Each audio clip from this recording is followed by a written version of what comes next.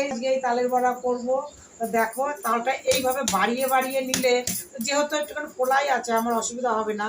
হ্যাঁ, নিলে তাড়াতাড়ি ছুলে যায়। দেখো কি সুন্দর ছুলে গেল, দেখেছো? এই দেখো, পুরোটা আমি ছাড়িয়ে নিয়েছি। এই দেখো, 3 আটির তাল, এটাকে আমি কেটে কেটে নেবো, বুঝেছো? বটি দিয়ে, পুরো বটি দিয়ে আঁশগুলো কেটে নেবো। দেখেছে? খুব সহজেই আমি, দেখো কিভাবে তোমার যে সব বটি দিয়ে কেটে এটাকে পুরো জল দিয়ে চটকে চটকে করে নিলাম। এই দেখো, চটকে চটকে আমি খোলাটা বের করে নিয়েছি। এবার মশারি দিয়ে ছেঁকে নেবো, বুঝেছো? মশারি দিয়ে ছাঁকলে পর ছোবাটা বেরিয়ে যাবে। তো তোমরা খুব সহজেই এইভাবে বটি দিয়ে কেটে নিতে পারো।